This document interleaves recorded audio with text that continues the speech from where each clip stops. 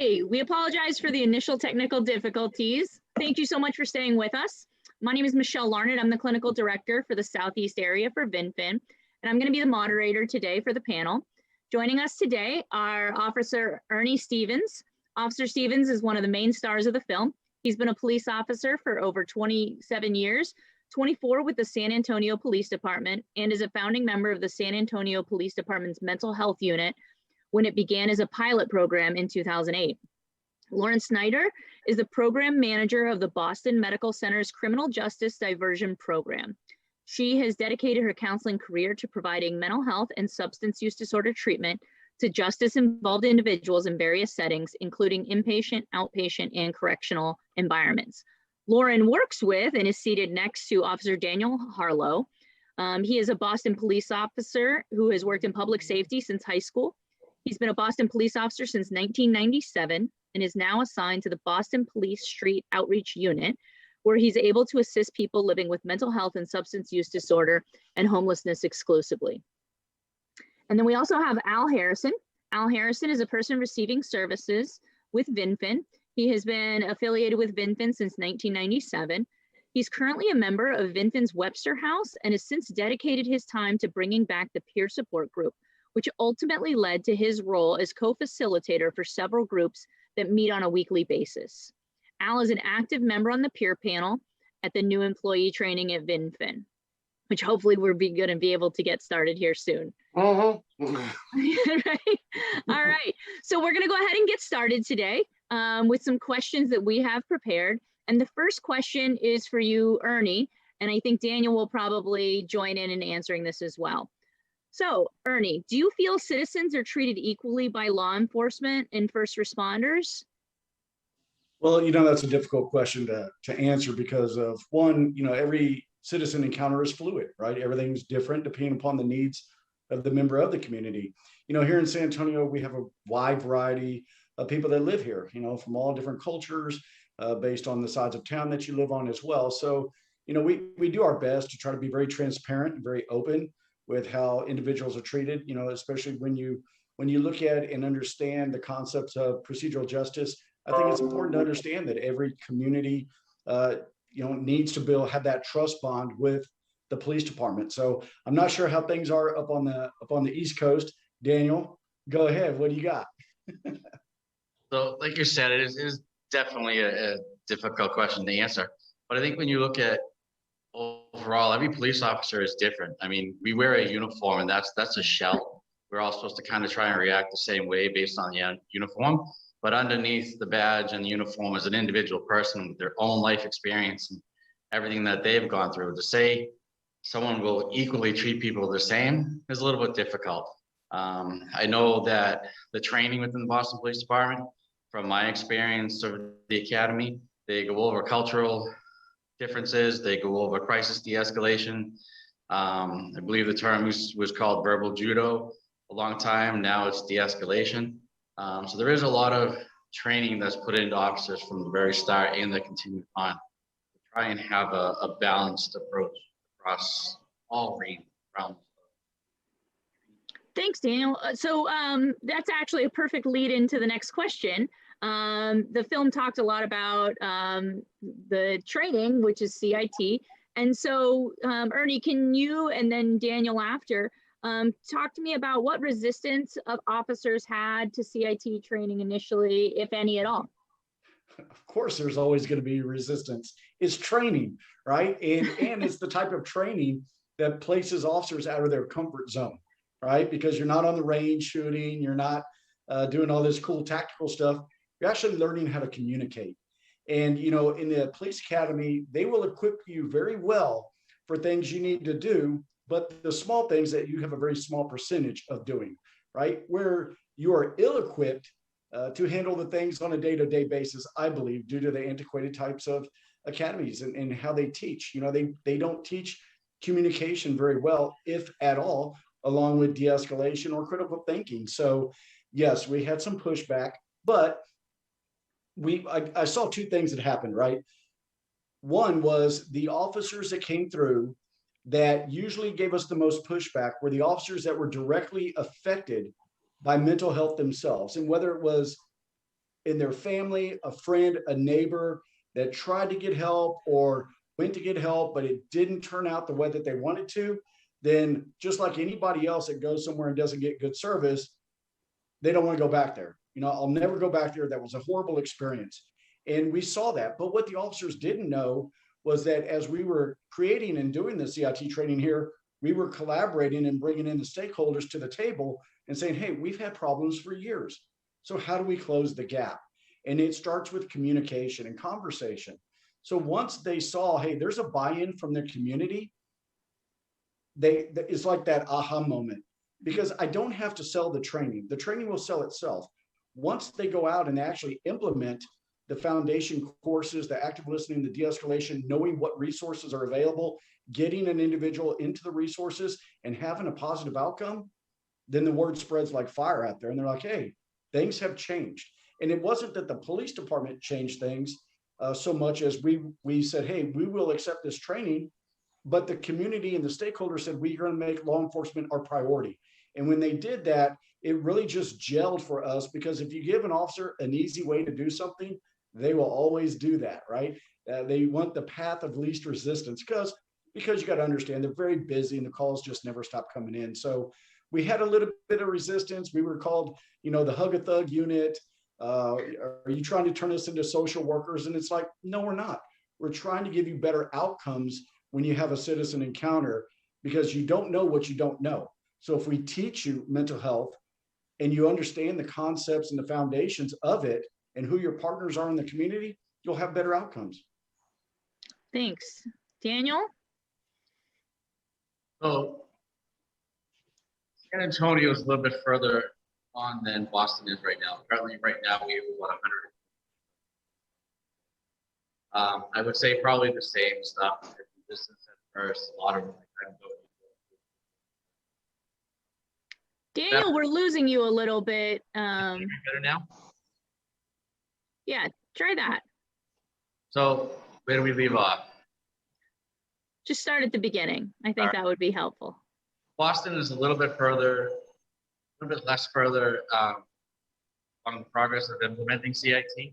We have about 120 police officers right now that have been trained in CIT, whereas San Antonio, I think, pretty much has the whole department. The police officers at first were a little bit resistant. Like they said, they don't want to be social workers. Why are we taking the training? But going through it and going through the training and understand that it's not turning them into social workers. They can learn the resources that are available, struggling with these people in calls, and how to better appropriately respond to them, deal with them for an outcome that doesn't have a use of force or as much less outcome, hospitalized or arrested. There was resistance, and then after them taking it and going out and actually implementing it, it has come a long way. Now we have to see class come up within the county. Officers are like scrambling to try and get into that. Right now, Boston is currently in the process of filing for a grant to create our program here in the city where every Daniel, I think we're losing you again. So we'll go ahead and end that question. Al, it's your turn. So Al, can you tell me about any direct contact that you've had with law enforcement? Well, there was a time in my life when I was in the dark space for about 5 or 6 years, and I did have a lot of direct contact. But to be honest, and I'm speaking for me myself, most of it was not a bad thing. Okay, it wasn't overboard. Only one time did I feel like I got abused. Other than that, it's always been professional. Yeah, it just, I haven't, even though I know of different instances and so on, I've never personally, except for that one time, and that was like 40 years ago, that I've had a bad encounter. I probably either had normal where they was doing their job. And like I said, I had went through a bad stretch when I was getting in a lot of trouble anyway. There's also been some that have actually tried to help me and gave me a break. So I'm more of a balanced view on that. And Yeah. Okay. That's where I'm at on that. All right. So the next question is also for you. We talked a little bit. What feelings came up for you when you watched the film? I went through a whole range of feelings, but I will say this, I ended up with hope because the film made me see a side of something that I kind of thought I believed, that there was always good in police. You know, most police, some maybe not, but some were good. And the approach that Joe and Ernie takes in this, I hear what you're saying about the resistance, but coming at it from my perspective, why would people be resistant to something that actually works and actually de-escalates and allows people to be able to trust? I mean, I look at the fact when that lady was going to jump off the bridge there, and the way you all handled her, she was so scared. She was scared of being tasered. She was scared this was going to happen, that was going to happen. And you were just so patient. I mean, even to the point of just sitting down, you know, right there, okay, while Joe was talking, and ended up eventually calming her down.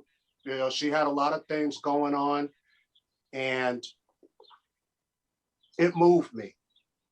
I was moved. And then the fact that it just wasn't that you just, you know, helping these people, but that you followed up. You actually showed that you cared. And that eventually helped that lady in the end, after some ups and downs, if I remember correctly, get herself together again. But that patient approach that wasn't gung-ho, that was calm, nobody's going to tell you, nobody's going to hurt you. We just want to see, we just don't want to see you hurt yourself. And you listened, which is the best communication skill of all, is listening. That impressed me. And that is something I would love to see across the board. And it is getting better. In Boston, it has gotten better. It's not where we would like it to be, but it's gotten better. And obviously, I'm impressed by what you all are doing down there. I wish the whole Boston Police Force have it, but at least we're making, there's been strides. And I think if people are open to it, and if people see this type of things that are going on, maybe people one at a time would become more trusting. I have a decent perspective on it. I got to jump on something you said, Al, because man, you just shook me to my core, right? You said that the film gave you hope. In the film, you know, the director, Jen McShane, I got to give her all this credit, right? Because I did not know her vision when she was putting this film together. I had no clue what direction she was going to go. We'd had a lot of media coverage and everybody had a different angle. But she said something very interesting. She said, you know, this film, this documentary was not made to be a blueprint. It's not a how-to film. It's a film about human connection. And if that's how you were touched with the feeling of hope, then this film, it was all worth it, right? It was, yes, man, it like you got me, like I'm literally speechless right now, which is not my thing. I usually have words for everything, but knowing that it affected you, it's one thing to be accepted by your peers that you work with, but man, when it's the community that you serve and they give you an accolade like what you just did, man, I can't thank you enough for what you just said. Thank you. You're welcome, but it's the truth. I mean, I thought about this. I've been thinking about this for a week, okay, straight up, how I was going to answer this. And I had to be truthful. It gave me hope because we got so much going on these days. We all know what's happening, okay? And then you throw a pandemic on top of it, but yet you all still managed to, I mean, you really believe in it. You could see in it. You could see how much you believed in it. You not only have shared experience, but like your partner, lived experience. And the way you approach it, it does give me hope, and it does give me a little better sense of trust. And it reinforces my belief that there are good people trying to do this hard work. Not everybody has to be bad or anything. There are many good people. And I was happy to see that. And I wish a lot more people could see it. And there was a lot more community interaction. That's another thing that impressed me, how you work with the community and talk with them. So that's the way I feel. And I was impressed. Thanks, Al. Lauren, so the work Ernie and Joe do, it diverts individuals struggling with mental health issues away from jail and prison. How do you think that strategy benefits individuals and society as a whole? Sure.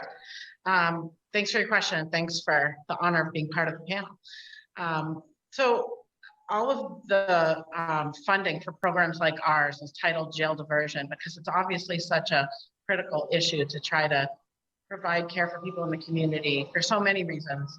You know, getting treatment behind the wall is really an artificial environment, and while you can get people onto medications and settings like that, it's not the same as really helping people to integrate those things into their life in the community. There's reasons for hope and all kinds of things that can be motivating, connections to other people around. Or a reason to get on board with whatever their personal goals might be. Those things happen out behind the wall. So there's certainly like a lot of benefits to considering investing in community-based services rather than building, you know, big prison complexes to house people who have a health condition and they're struggling with symptoms managed to get back on track. But I think that some of the value that programs like ours and the work that they're doing down in San Antonio brings to the community is really helping to capitalize on some difficult encounters that people are having, bring the police to their door, wherever they might be. So we as humans don't change until something, it's harder to stay the same than to change. And sometimes those aha moments happen because the police are there and it raises someone's awareness to the fact that like something's got to give here and something's not going the way I wish it were. So I have the opportunity working together with Officer Harlow to be there in that moment that can be a motivator for someone to look at their situation differently and help them to use that towards getting on a path that maybe brings them to a better place. So oftentimes we're going on calls where it's not about jail diversion, it's about seizing an opportunity to reconnect people with some services, stabilizing, so they don't have another 911 call that might pave a way towards jail. We have many opportunities to divert from the criminal justice system here in the city, which is fantastic. We have mental health specialty courts. We have some other outpatient services that are connected to helping create pathways away from the criminal justice system. But it's really an opportunity, I feel like, to work with the police and help them in encounters that maybe jail wasn't even on the table. They're going to do a wellness check on somebody who's concerned to passerby in the community or to their loved one. And how can we make that encounter end smoothly and also have an opportunity for modeling for officers to learn and see a different way of communicating with an individual that might come naturally to them or may be outside of the realm of their own training. So oftentimes it's not even about jail diversion, it's just about good engagement with folks and learning how to create pathways to systems of care and away from personal settings that really aren't designed to be therapeutic. Thank you. So Al, you answered this a little bit during your last answer, but when we spoke, you gave me some examples of how Ernie and Joe's approach to their jobs differ from your assumptions about police officers from the movie. You shared the one with the woman on the bridge and how their approach was helpful. Are there any others that you want to mention? The one where the lady was in the car with the gun and the tactical people were there and they were gung-ho and without understanding what really was going on. This person wasn't going to hurt anybody else. She was going to hurt herself. And the fact that, if memory serves me, I think it was your partner, Joe, who ended up convincing the sergeant to let him talk to her. And by doing that, she eventually she eventually allowed them to help her, and there was no bloodshed, there was no violence, and she got the help that she needed. And that was another instance of hope where humanity took over. Humanity took over training and was successful. So them are two of the instances. And also you all's personal stories made you more human. I think that's the perception. It makes you look more human. You know, not that I ever thought you weren't, but I'm just saying the perception. You have struggles like the rest of us, and we can empathize with that. So thank you. Yeah, I agree. I mean, I think that even myself, I have some hesitations, and I get a little bit nervous when we have to call the police department in some of our group homes. And I think in the meetings that I have with police departments, when we can humanize each other, it makes it a lot easier. Makes such a big difference. Yeah, to interact. All right, so Ernie, you had a question for Lauren that I can remind you of if you don't remember what it was. But I thought that it was a really great question, and I'd like you to go ahead and ask her that. I do remember, yes. And so real fast before you do that though, Lauren, when you're answering, if you can just come a little bit closer to the microphone, we're having a little bit of sound difficulties. So all right, go for it, Ernie. See, because Joe is from New York and he's a Yankee fan, I think he has infiltrated the audio. Ooh. He knows I'm a Red Sox fan, so I'm going to be texting him here in a minute, tell him to leave us alone. And I will ask the question, but again, I've got to bounce back off of something Al said. I'm gonna Al, you and I are going on the road, man. Like I love this guy. You know, the scene with the woman with the gun in between the cars, you know, what we're trying to do when we teach this course is tell the officers, look, you've got to focus on the person and not the problem, right? The problem is going to be there, but the person isn't. What you see, your eyes will lie to you, right? You're seeing a snapshot of just a moment in time. And if you will just focus on the person and not the problem, and focus on connection and not correction, that's how you get that. This is where human connection comes from, and that's you can gain empathy. And you use that word, and I think it's important because I think that's what's lacking in law enforcement. There's no desire or willingness there to really empathize, because if you empathize, you have to become vulnerable yourself. And if you become vulnerable yourself, then you have to become authentic. And how difficult is that for an officer that wears this uniform and puts on a mask every day to hide behind, because he doesn't want to become, or she doesn't want to become vulnerable. And in doing so, you're not going to be authentic and people can see right through you. So I think you made a great point there. I'll transition to my question because, you know, this is a whole nother topic. We just keep going, but I wanted to ask, you know, being embedded in the police department as a clinician, you know, do you see now the officers accept you and now come to you maybe off to the side and say, hey, can I talk to you about a personal issue that I'm struggling with? Because we know that there's an epidemic in policing right now. We had 239 officers kill themselves last year, and 45 died in the line of duty by assaultive means, right? So we're killing ourselves at a rate of 4 to 1 in this job because we're afraid to say, I need help. I don't know what help looks like. Somebody needs to lead me to it and show me what it looks like.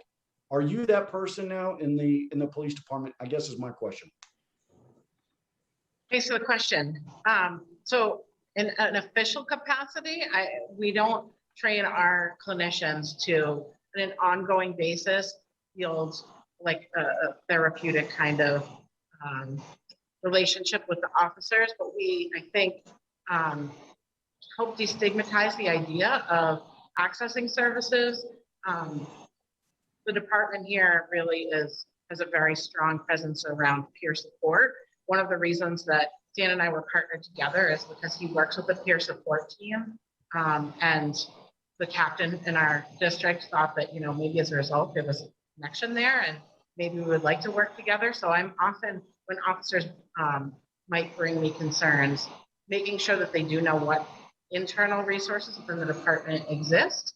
However, I don't think I would have the opportunity to have that kind of directive moment with them if it weren't for that trust that gets built on calls and that opportunity to show them that, you know, this is a normalizing kind of opportunity to say people get help. No one, you know, gets through this life alone, and it's okay to ask for help. It's okay to, you know, get some care and come back, you know, refreshed and being able to have that opportunity for recovery. I think often officers don't have an opportunity to hear those like happier endings to stories. They're giving services in that one point in time that can, you know, change people's worldview around, you know, what happens to people struggling with mental health issues.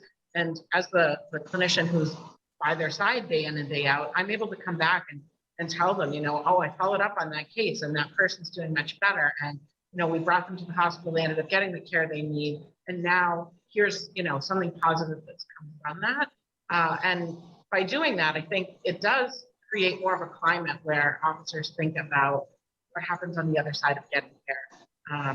They're part of the same society we all are, and they have even more barriers around what does it mean to ask for help from professionals. And so, you know, if through our work together, I'm able to help them to see that as just something that they could feel is acceptable for them. I appreciate having that opportunity. We and the district that we work in did have an officer suicide, unfortunately, and it presented an opportunity after the fact for a lot more, you know, open dialogue between officers around like, how are you doing and what can you do to take good care of yourself? And I appreciated kind of just being in their midst and being able to share in that conversation and reinforcing some of those good self-care practices. I talk to officers often after difficult calls.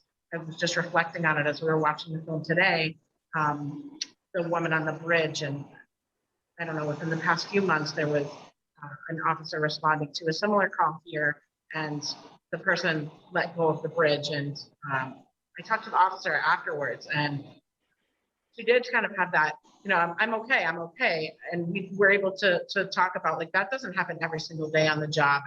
And you don't always have to like overly compartmentalize your own experience of the work that you're doing. And just making sure that she felt like reminded to take good care of herself. I think that there's a lot of expectation of that, you know, strong exterior in this work in law enforcement. So I'm glad to have this opportunity to just show officers that it's okay. This is an okay pathway for everybody. This is a good thing to do when you need help to seek it. It's a sign of strength, not a sign of weakness. Yeah, I was going there. Yeah. Yeah. I think it's a sign of a lot of strength for anybody to ask for help.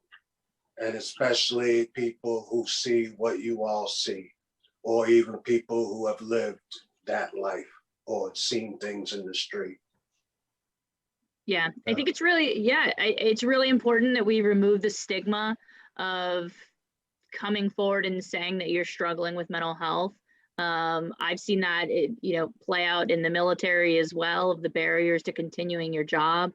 And if we can do that, and Ernie, you said something that I just really liked, and I thought sort of appropriate since we're still in a pandemic, of that we're all wearing a mask, but we're, is the person that we're presenting to the world, who we really are, and the person who is struggling with things. And I thought that was really important. In the movie we talked about having, military experience and how that is impacting a lot of police officers. I mean, the military is a huge feeder for the police force. And so what does that look like for police officers who are serving and have dealt with some things.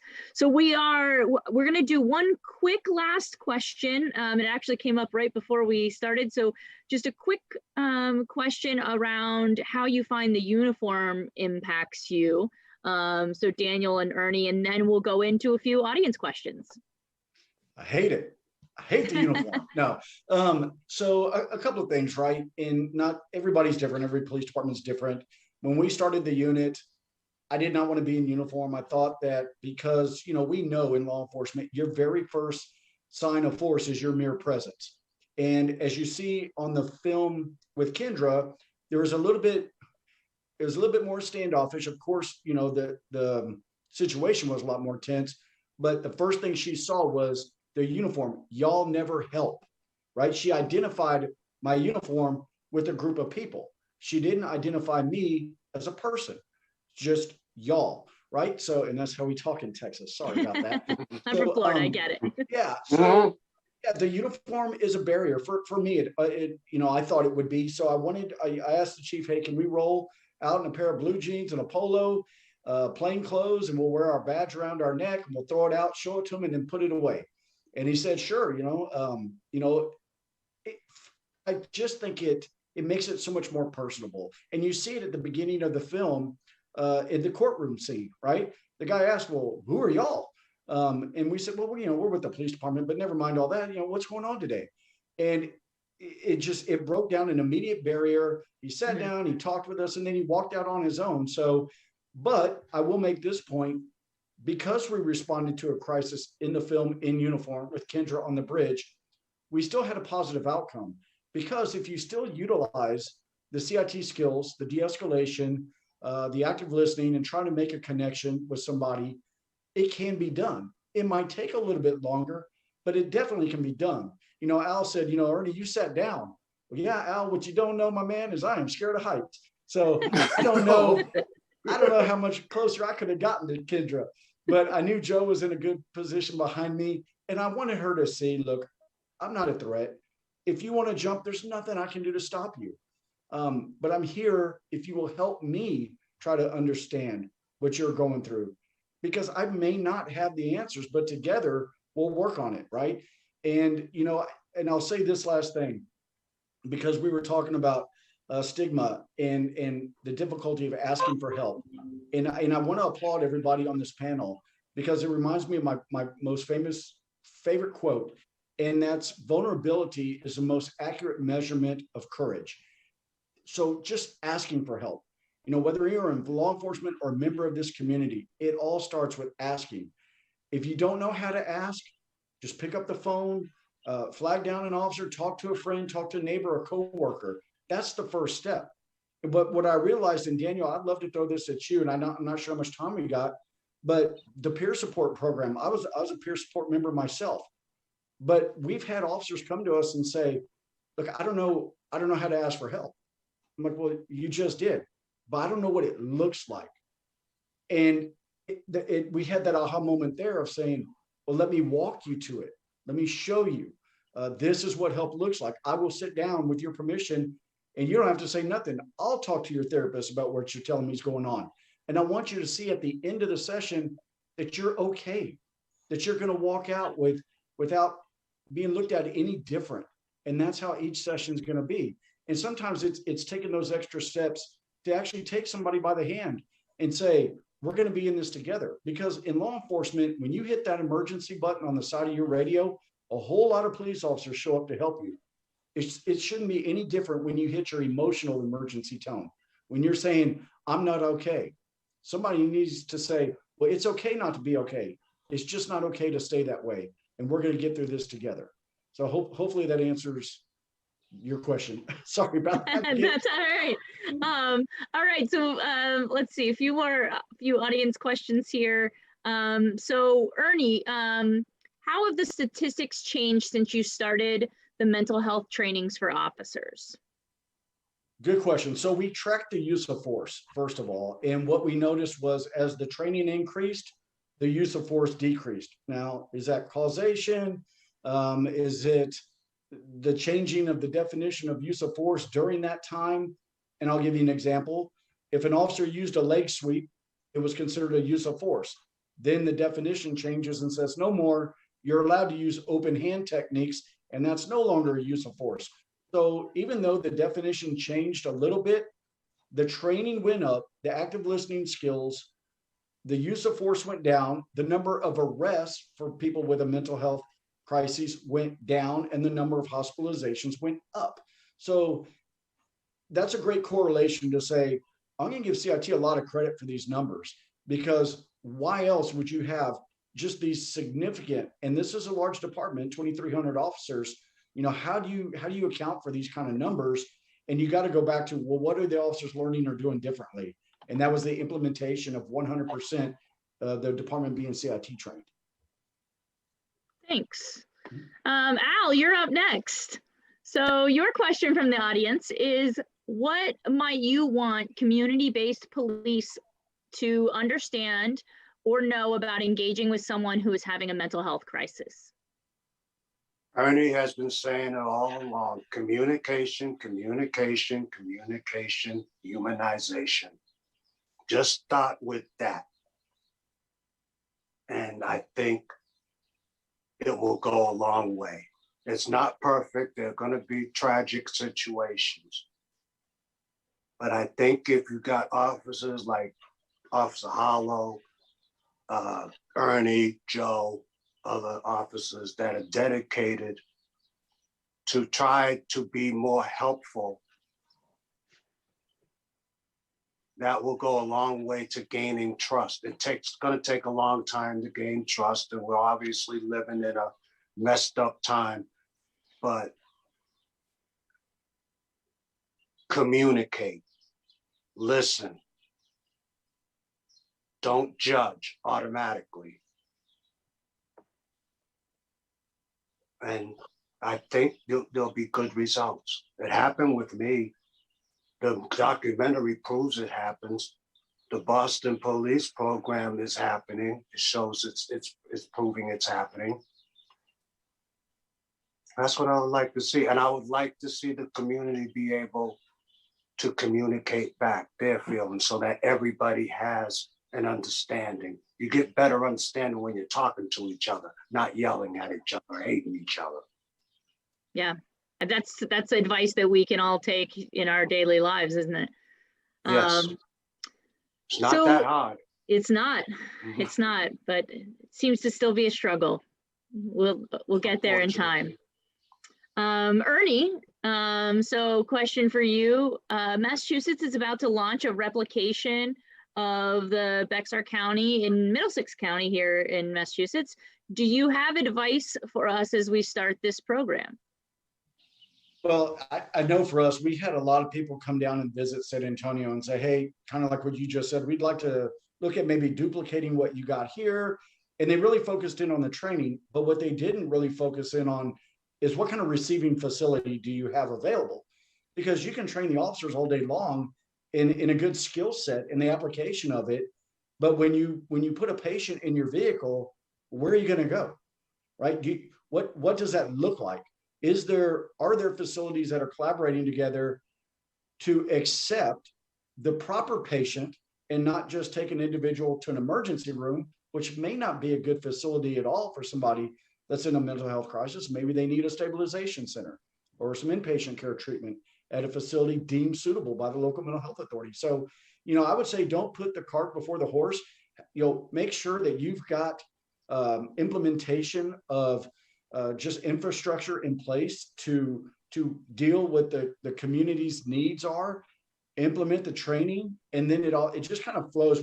That's why it happened, and just to be just a perfect storm here in San Antonio was we had new leadership come into our local mental health authority and say, we're going to make law enforcement our priority. So what does law enforcement want? So we said, well, we need a quick in and out drop off. We need a no wrong door policy. We need minor medical clearance and a place that we can bring somebody that needs sobering. So they built that facility. We no longer had to go to the jail or the hospitals. We could go to a one-stop shop, no wrong door. And it made, the officers coming out today have no idea, have no clue what it used to be like back in the day, right? With my old salty self. But things have really streamlined and gotten so much better because like Al said, communication, bringing people to the table and not staying in our silos of being really good at one thing, but saying, hey, this is what we have to offer. Let's push it in the table. And then how do we divvy this up to help the community? And I think that's what you have to do. You've got to keep these lines of communication open, have infrastructure in place, and then provide the training. Thanks, Ernie. So the next question is for Daniel and Lauren. Can you tell me if you know how widespread CIT programs are in the country or even in Massachusetts? And there's a second part to that question too, so we'll start with that. I can speak more on the local level than the national level, although I mean, CIT is an international model at this point that started in Memphis, but it's an international organization. So our initial funding for our co-response program came from the Massachusetts Department of Mental Health. Now we have, we've had funding from the federal government. Now we're mostly relying on city funds, but I know that the window to the Massachusetts CIT system comes from my experience working within the Department of Mental Health jail diversion grantee kind of pool. And I know that they have a pretty robust presence around the development of CIT programs across the Commonwealth. They provide some funding to provide the opportunity for officers from different communities to be able to attend CIT training by paying for another officer to backfill that shift so that they can be freed up to attend, because it's a 40-hour training. You know, who's going to be minding the shop while that officer is sitting in a classroom for that amount of time? So that's been very, very helpful. I think that that's one of their preferred ways to help that rollout happen across the Commonwealth. I know, I think from, you know, the eastern part of the state all the way out to the New York border, there are CIT programs in a lot of different communities. Some of the communities like Boston, where we started with a co-response program, are learning to kind of integrate both of those programs. I think they used to be two different camps of, you know, do you do CIT or do you do co-response? And I think I would say that having officers who are well trained in these skills, especially in a large department like this, and then having, you know, being able to scatter some clinicians throughout to provide some clinical expertise is a really great way to go. So being able to marry those two models rather than seeing it as, you know, one thing or the other. I was gonna say, like, I don't have numbers to prove it, but it seems like CIT is more prevalent on the West Coast and slowly making its way. Oh, Daniel, we're having trouble hearing you again. The CIT seems to be more prevalent on the West Coast and slowly making its way over towards the East Coast. We're on the opposite side, as like Ernie talked about, individual officer peer support, how we take care of ourselves. On the East Coast, it's very strong here and slowly making its way over. I know it is up and coming in the Massachusetts. We'll start to see more programs implement CIT and one more program. If I could just say one more thing too, I think Boston does, in Massachusetts, actually, it's kind of embraced in many communities that there's a 2-day officer training in the academy for recruit officers. That's a curriculum developed in partnership between the Department of Mental Health and NAMI. And it's a co-facilitated training. So there's an officer and a clinician working together for 2 days of training for these new officers. But I think when we're meeting with them, they've been in a classroom for a really long time, learning a whole bunch of different new skills. And I'm not sure that there's a complete understanding when they're at that point in their career of how often they're going to use the skills that they're learning over those 2 days in comparison to all the other tactical things that they're learning that are, of course, critically important for a police officer. But what I really like about CIT is that it can come as a follow-up. So once officers have some experience out there in the community, and then they realize, like, oh, those things that they talked about for those 2 days are actually the bread and butter of the work I'm doing, engaging the community on mental health calls and all kinds of other calls. Because, you know, to talk to people in a way that's going to get them to be comfortable communicating with the officer, that gets you really far in all kinds of calls that the officers are going on. So I really like being able to think about CIT being offered to officers who have had that kind of aha moment after some experience in the community where they are ready to receive additional training because now they have that awareness of how much is needed. Yeah. So we're just about down to the last question. So Ernie, this one is for you. How is Kendra doing today? Man, my little sister. So she's actually doing really good. I took her to lunch a few months ago and she was doing really well. And then she called me about a month later and had a dip, right? Had a falling out in a relationship. You would have never guessed that would have happened, right? Of But course she not. did. But she called for help though. And I think that's what's important. She recognized, like in the film, we were kind of chasing her down, trying to find her and follow up with her. But now she's calling. And we got her right back on track. I talked to her not even 3-4 days ago. She's going to be coming over this week for dinner. She's doing much better. Sounds good. Having some transportation issues, but other than that, she's got the $1 million smile going on that you saw in the film that just melts my heart every time I see it. And so whoever's asking about her, thank you. She is doing really well. Yay. The panel kind of knew about that because we asked him about that during practice. So thank you though for letting us know that you've spoken to her recently, and I'm so glad to hear she's doing well. So this is the conclusion of our Ernie and Joe Crisis Cops film panel and discussion. We're gonna head on back to Kiwi for closing remarks. Thanks. Thank you. Thank you. Thank you. As we wrap up Vinfen's 14th Annual Moving Images Film Festival, we would like to express our gratitude to all of our incredible panelists and moderators who participated in such important discussions today. We hope you were inspired by the day's program. As we walk away from today, we encourage you to keep talking about these topics with your family, friends, colleagues, and loved ones. Continuing conversations and supporting organizations that are doing such important work is an essential part to bringing about change that is so desperately needed.